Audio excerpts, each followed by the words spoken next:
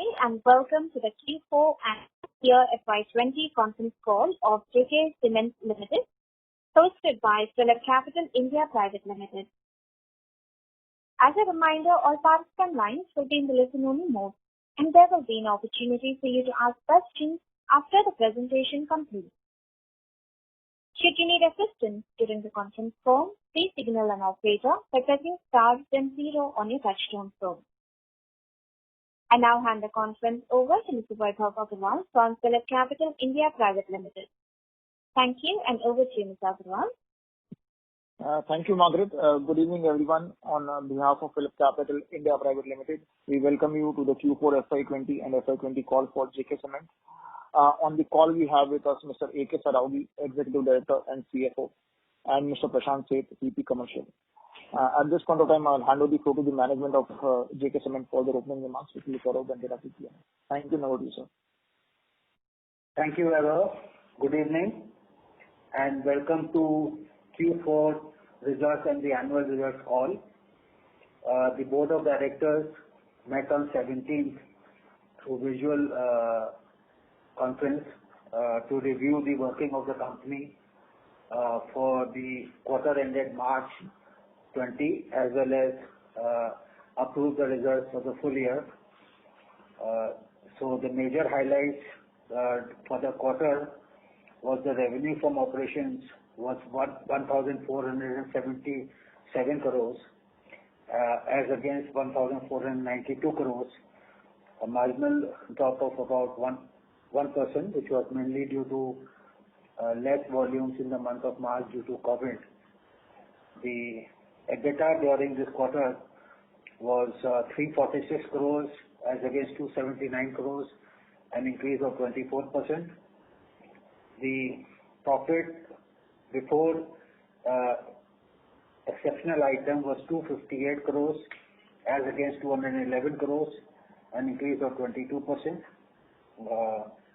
There was an impairment of 178 crores for the Fujairah plant, and the profit after exceptional item was 80 crores as against 211 crores, and the profit after tax was a nominal 23 lakhs as against 150 crores.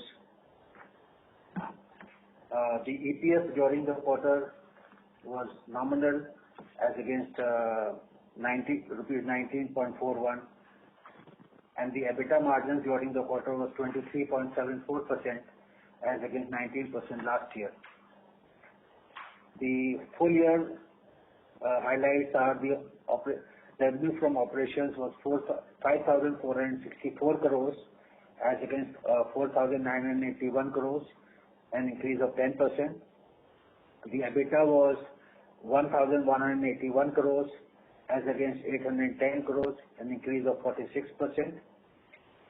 The profit before exceptional item was 830 crores as against 474 crores, an increase of 75 crores. After considering impairment of 178 crores, the profit was 652 crores as against 474 crores, an increase of 38%, and the profit after tax was 400 crores as against 325 crores, an increase of 23%. The EPS was 51 rupees 82 paisa as against 45 rupees 28 paisa, and the EBITDA margins for the year was 21.89% as against 16.47%.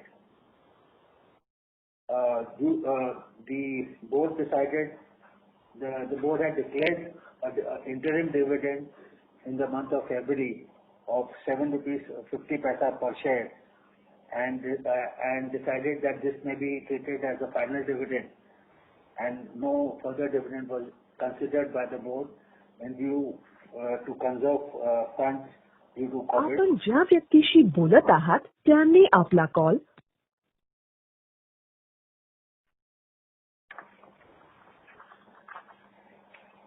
As regards the status of the expansion, the Mangrol expansion of 4.2 million tons.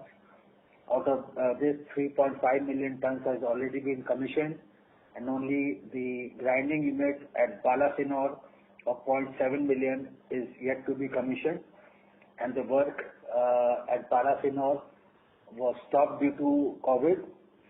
And however, now the civil construction work has restarted, and it is expected that by September, October, the grinding unit at Balasinore will be commissioned.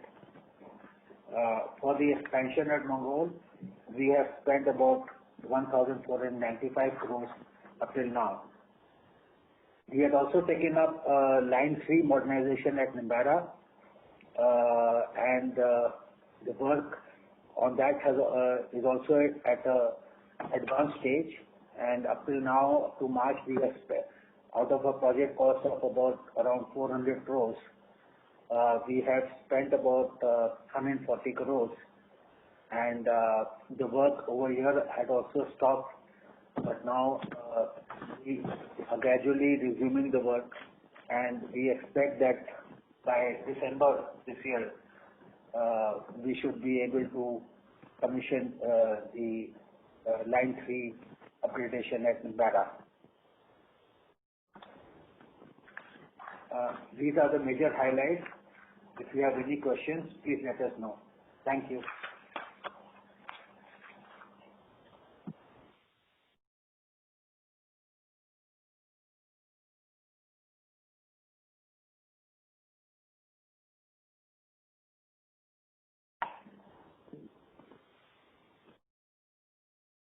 Hello? 1 second, sir. The operator is just coming. 1 second.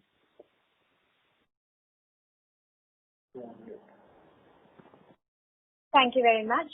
We will now begin with the question and answer session. Anyone who wishes to ask a question may press star and 1 on the touchtone telephone. If you wish to remove yourself from the question queue, you may press star and 2. Participants are requested to use handsets while asking a question. Ladies and gentlemen, we will wait for a moment while the question queue assembles.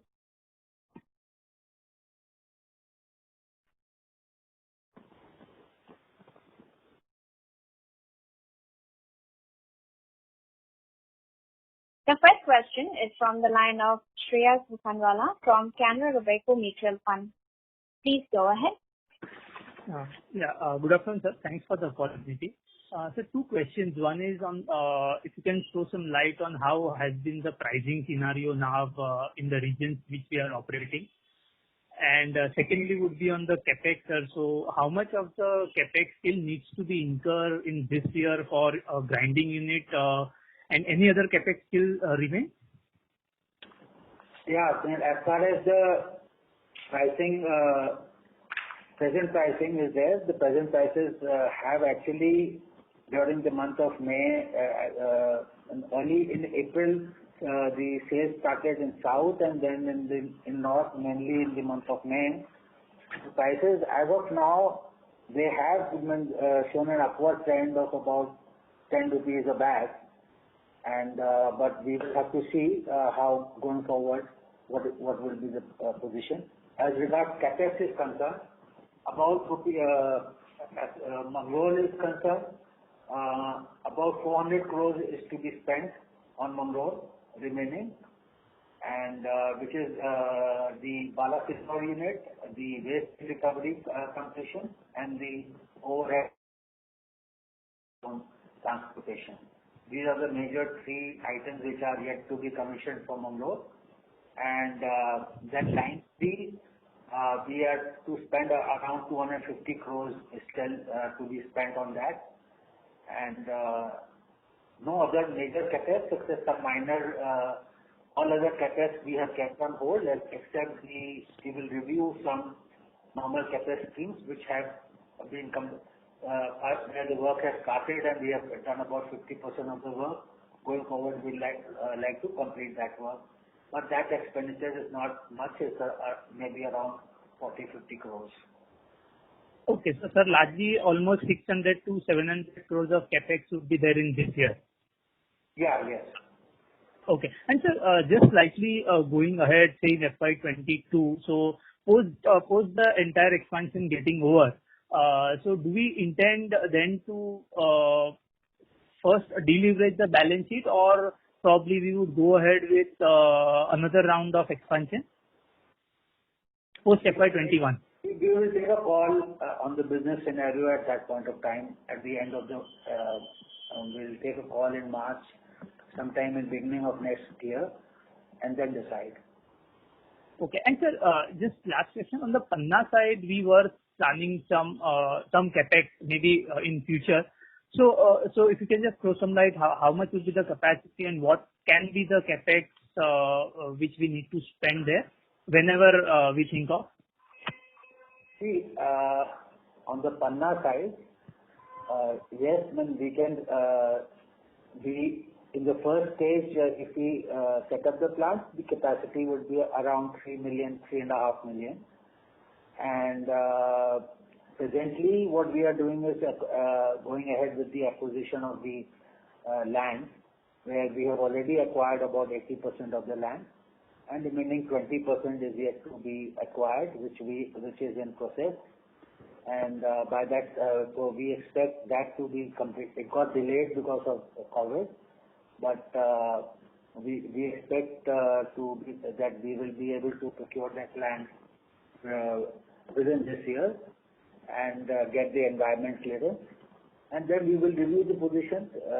By the time Mongol expansion would have stabilized, line 3 would be nearing completion or would have got completed, and we'll see what is the business scenario like, and then take a call, put up before the board and take a call on the Panna expansion, how we have to go forward. Sure. That is 3.5 million ton grinding unit, right? No, it will be an integrated plant. Integrated plant. Okay, sure. Okay, thanks, sir. Thanks a lot. Thank you. Anyone who would like to ask a question, you may press star 1. The next question is from the line of Gaurav Khandelwal from Mirae Asset. Please go ahead. Thank you, Mr. Faragi, for the opportunity. I hope you and everyone in your team are keeping safe. So my first question is on the pricing side. You indicated about the Q1 pricing, but if I compare your results with other companies also, it looks like your Q4 price hike has been higher versus the industry. So can you please elaborate a bit on that? Not here. The prices have been, it may be a mix. If the prices in north and south pricing are different, I mean, how are you comparing? The north prices are different, the south prices are different.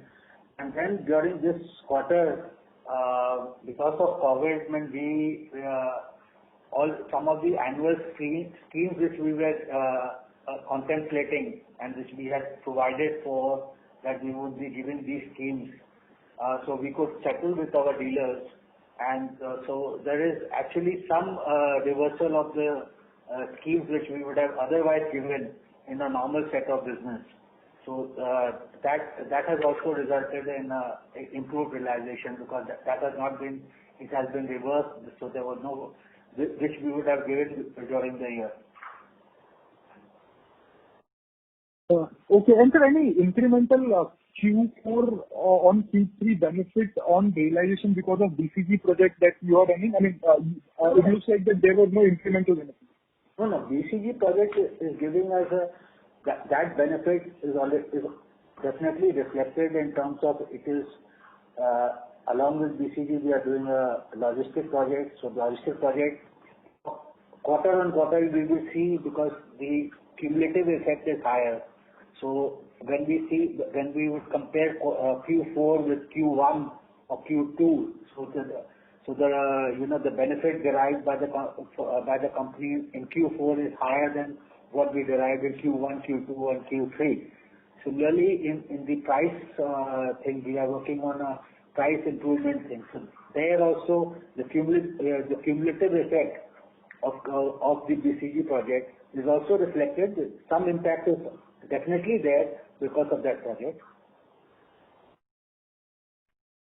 Okay, sir, thank you. And so my last question, what is the payment you made to BCG Group in the last financial year, and any rough idea what will be the payment for the current financial year?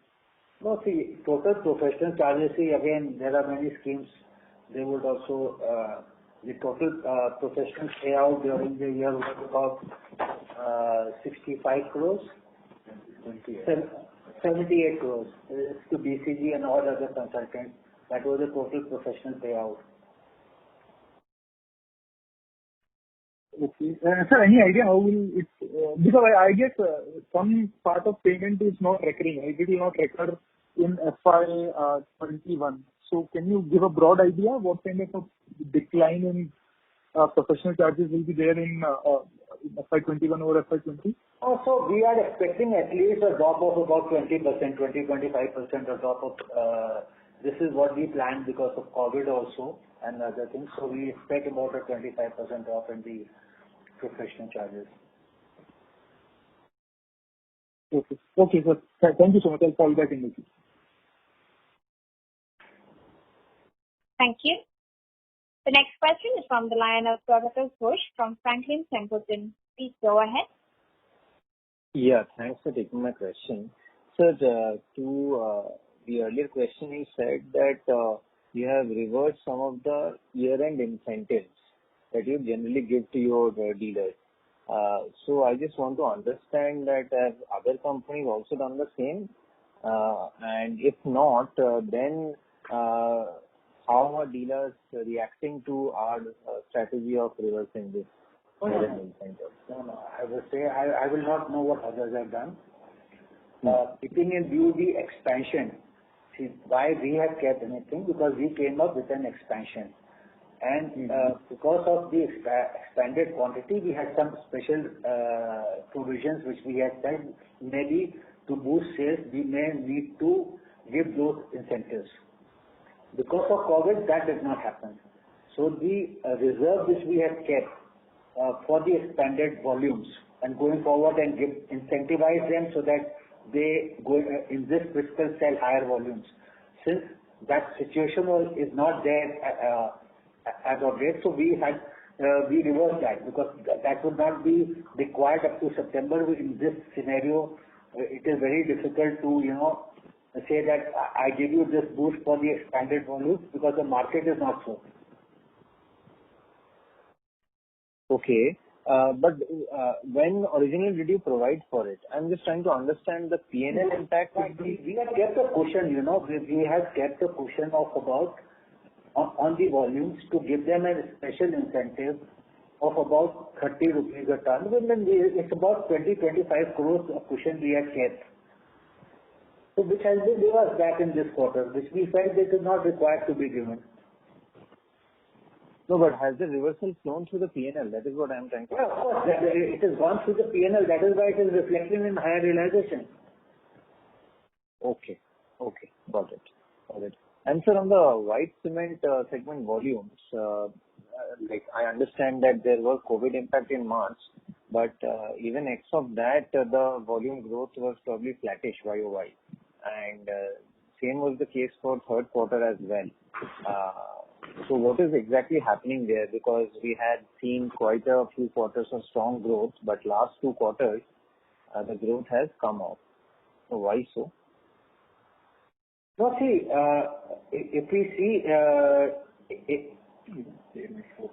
the growth in the white cement business is about 4% for the whole year. Yeah, but last 2 quarters, the growth is not there.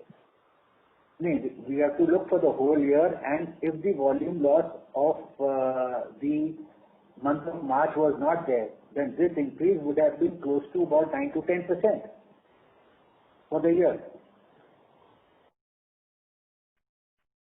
Okay, fair enough. And the margins, sir, you generally give a directional guidance. So, how has the margins for that segment been in the fourth quarter? No, see, the margins are marginally affected because one, we had done we did a rebranding exercise, so there is a higher sales and distribution expenses. B, there has been some value-added products where the margins are a bit lower.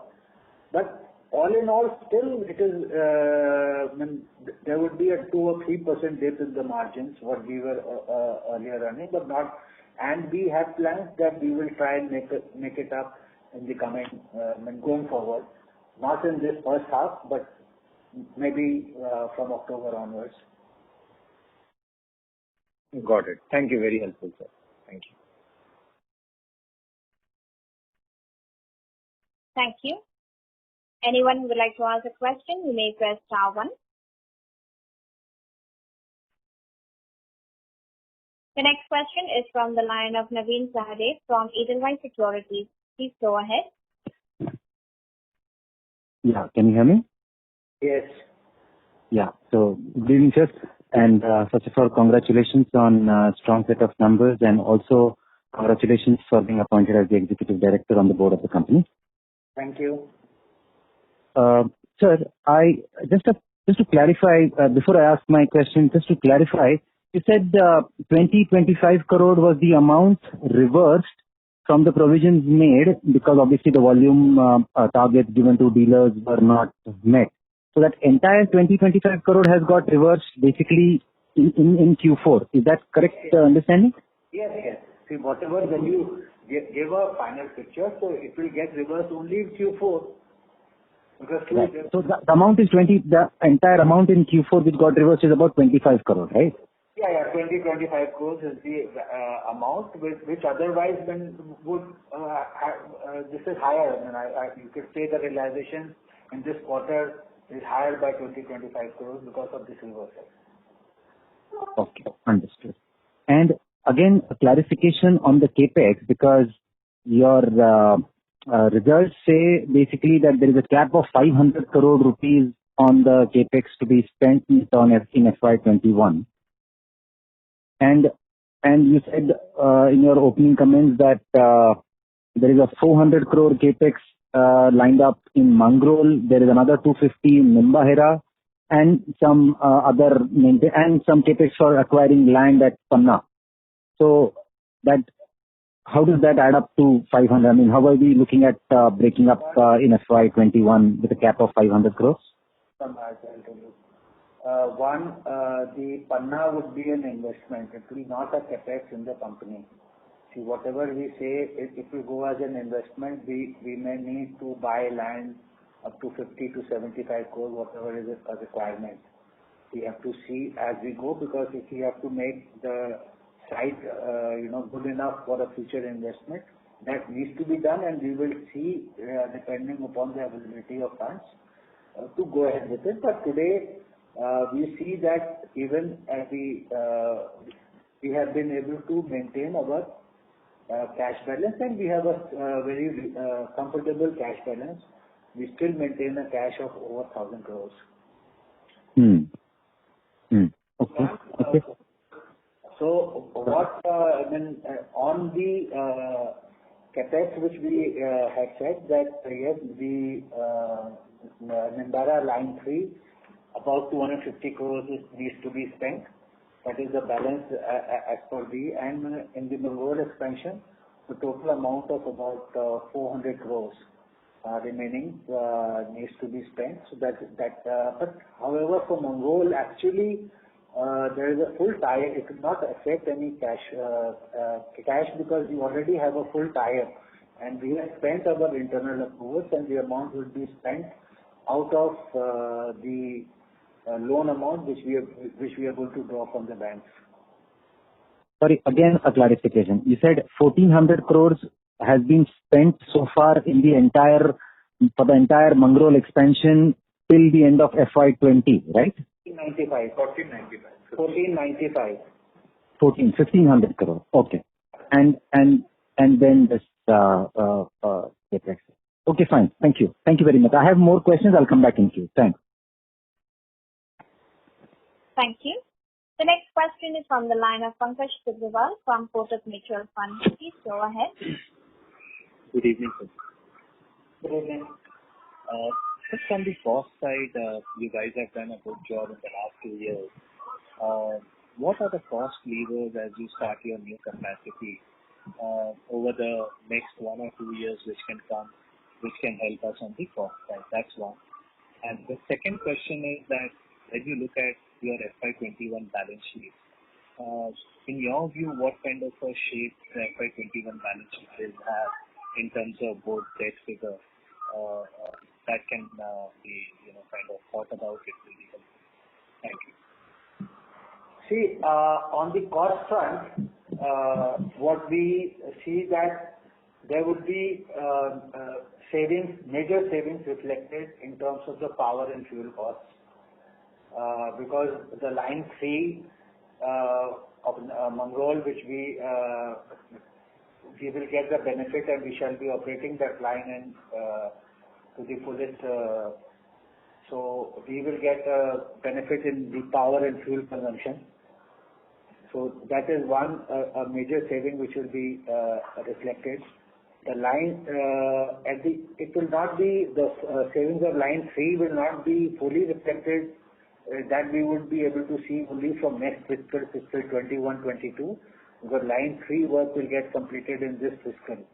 So no savings will be reflected on that, because but having said that, but once we complete that, we would see a power and fuel saving in over there also. Then what we will have is mostly out of 14.7 million tons of capacity, we will be having over 13.5 million of capacity, which is efficient.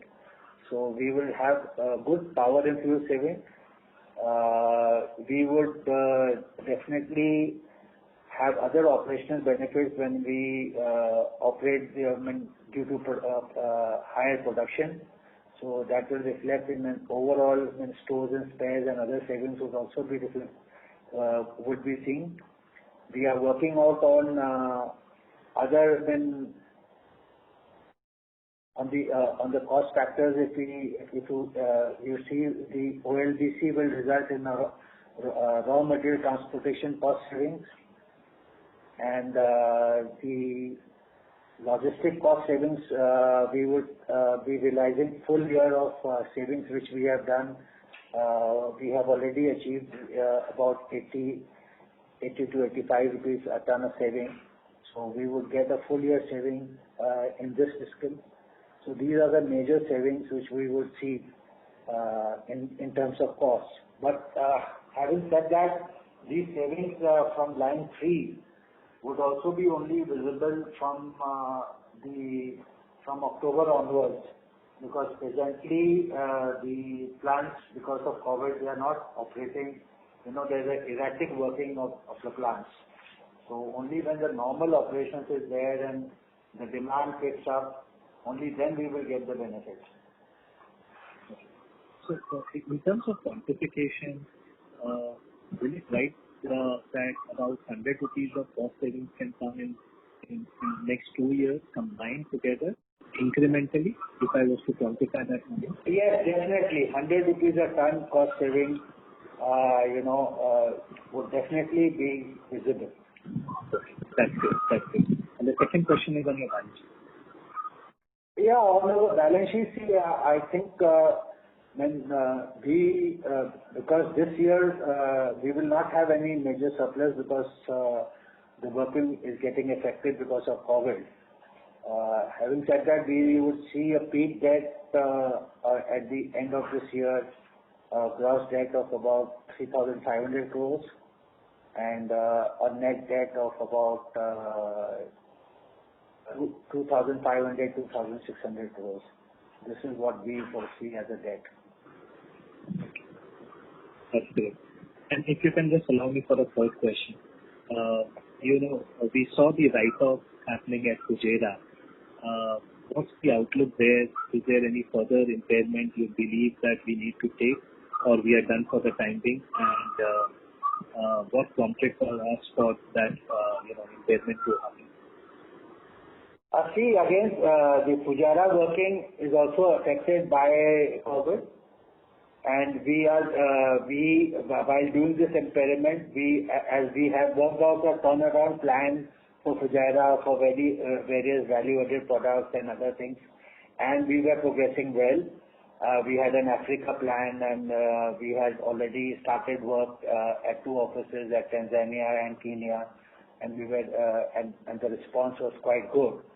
But this has been affected again due to COVID, and we have worked out, and we expect the things to normalize, but we have to see how much time it takes. We feel that at least 3 to 4 months working would be affected there also. So we need to whatever we need to support Fujairah, and as we would be paying all the installments which are due during this year, as well as part of the interest.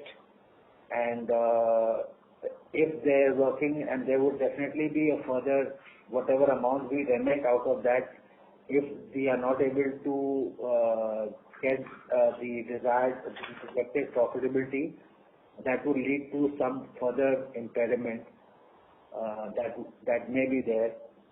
And unless whatever we have worked out as a projection we are not able to achieve, and if we send support from India, there would be an impairment requirement as per the accounting norms. Okay. Okay. Well, thank you so much, and all the best. Thank you. Before we take the next question, we would like to remind our participants, you may press star 1 to ask a question. Please note, this is a final reminder for questions, and no further reminders will be placed after this. The next question is from the line of Gaurav Khandelwal from Mirae Asset. Please go ahead. Sir, thanks for the opportunity again. Just to continue with your last response, in your base case assumption, what kind of remittance you would have to make for UAE operations from your Indian operations, just for loan and interest payment? We are expecting anything around about $15 to $18 million, which may be required to send this in this fiscal, which is between 105 to 120 crores. Okay. Sir, because this loan and interest would go on for it will be a yearly phenomenon. So you expect, this is $100 and whatever million that you have said, that it will continue every year? No. Definitely. We see, even this year, our initial plan was that we would have sent them only the principal amount, not the interest. And the plan for next year, that was calendar year 21, the plan, as per the working plan which we had worked out, it was that 50% of the principal was to be supported from India, balance they would be able to support from their operations. And then FY22, calendar year 22, because they are working on a calendar year basis, and calendar year 22, they would be able to meet out 75% of the principal. And to calendar year 23 onwards, they'll be able to meet out 100%. That is the plan which was worked out. Now that plan has got disrupted, and we have to see if, and we are working to, the plan still remains, but if there is whatever is a shortfall vis-a-vis that plan, that would need to be funded from India.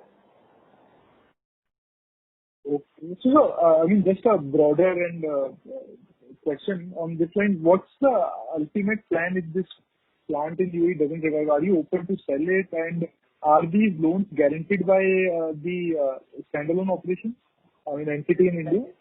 Yes, there is a corporate guarantee for against the loan. That is why we are sending. And in any case, there are common bankers. In business parlance, it is a 100% subsidiary.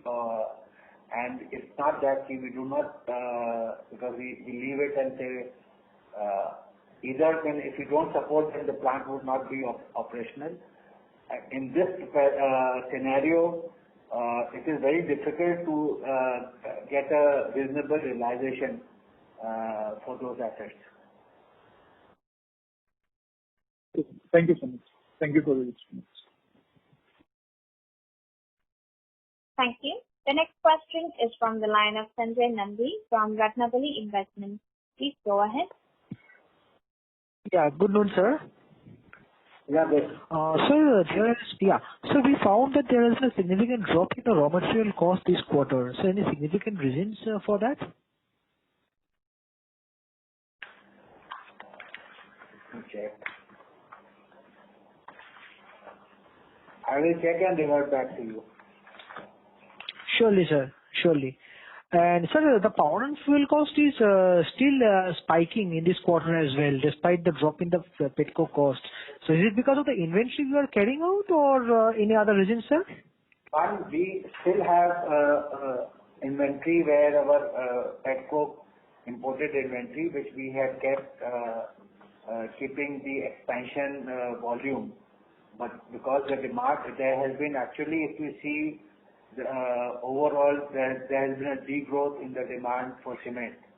And we planned inventory keeping in view higher volumes due to and the fact that Reliance has been, as far as Reliance is concerned, they are not giving any volume. So we need to keep at least inventory for 2 months minimum. Minimum 2 to 3 months to ensure a regular supply of petcoke for the operations. So, sir, when this inventory is going to last will it last for next quarter as well, or next quarter we can see some drop in the fuel cost? If this COVID would not have happened, we would have consumed all the inventory by now and would have taken the petcoke at current pricing. But because of this COVID, we could not. Because of this COVID, we could not consume the inventory, and it's still lying. And we did not buy any new petcoke, which was available at a cheaper rate because we had sufficient inventory. Okay, so that would be run rate for next quarter as well, right, sir? Well, this inventory what we have, and looking to the present, we have inventory up till August production. Okay. Sir, this quarter we find some writing off of the investments. So will we be doing so in the next quarter or next, any guidance for that, sir? No, this is a provisioning which we have made. Which you see, a write-off is a different process, and it requires various other approvals from RBI and other things. So writing off is that provisioning is made that, okay, this is what we feel that in case we are not able to realize that, and to present a fair view to the stakeholders. So, and to reflect a true picture of the balance sheet. So provisioning has been done, but we are hopeful that over a period of time, as we are working out the restructuring and other things of Fujairah, that this amount will be realized. So we are not writing it off at this time. If we see that there is no chance of recovery of the amount, at that point of time we will initiate action for write-off.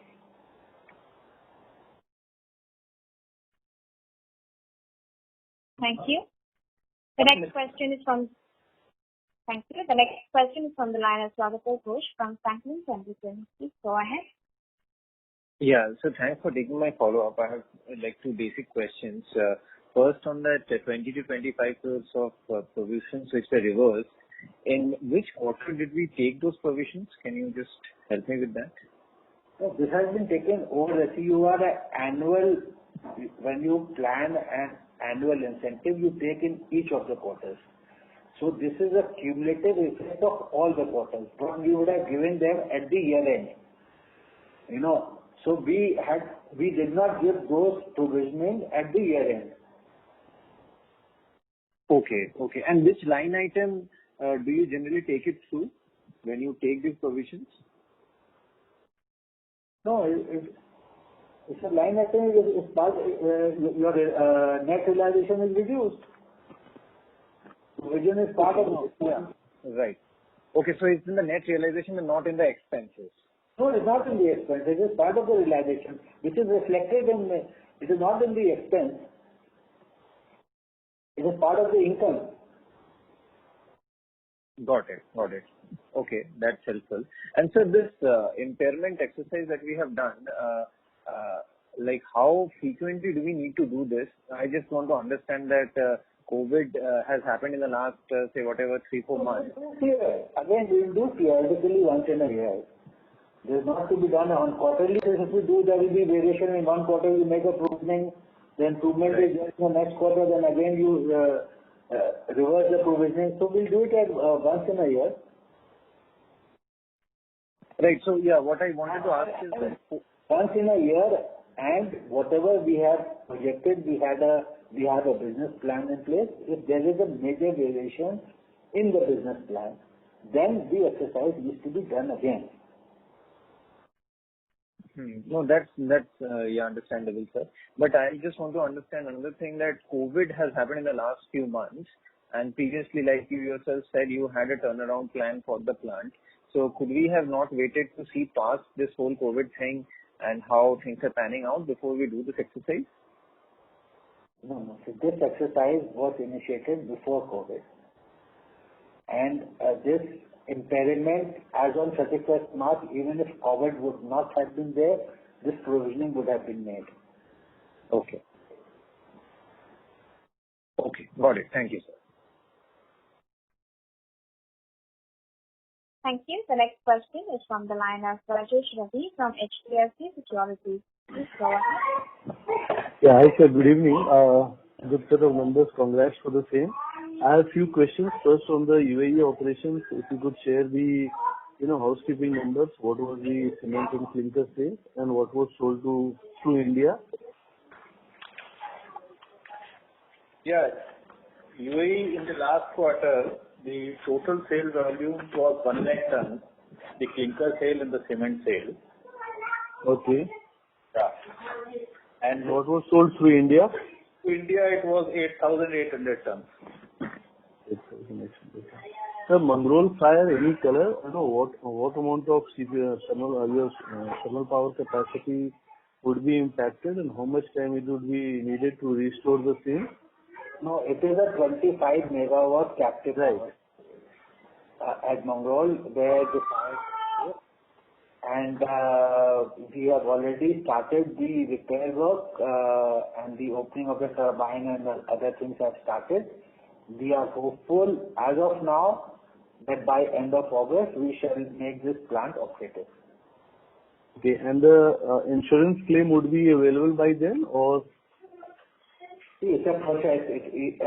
We will definitely try to get the insurance when the work is completed. For the insurance claim, we have to file the final bill.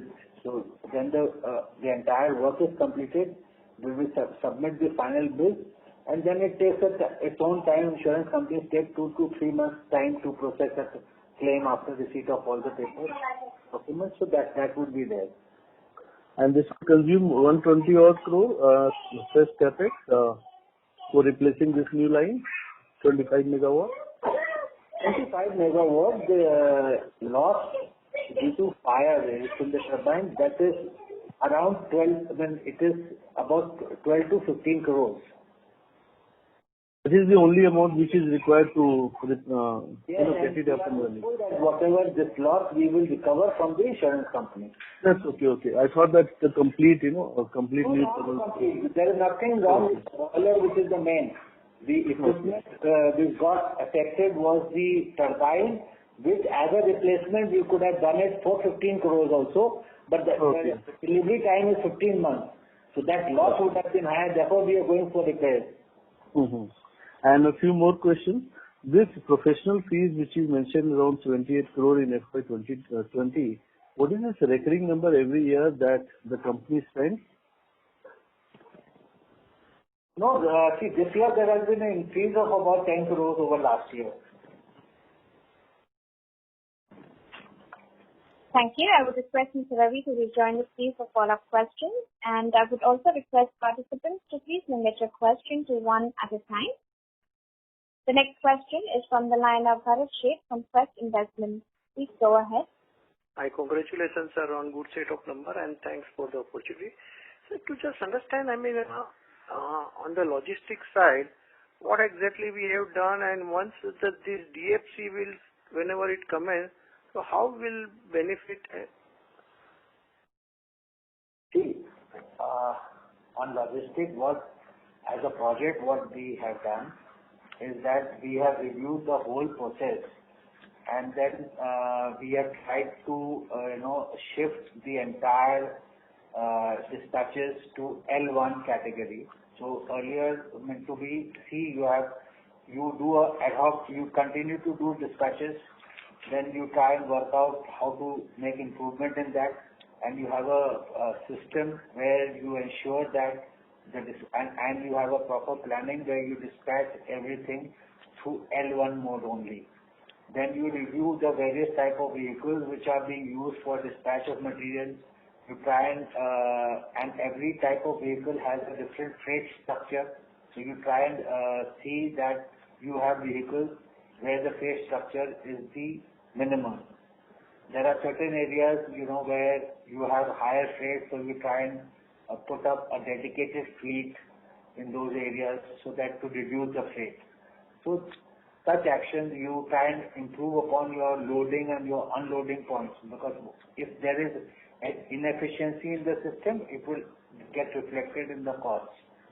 So these are a few type of measures which we have taken, which has resulted in the reduction in the logistic cost.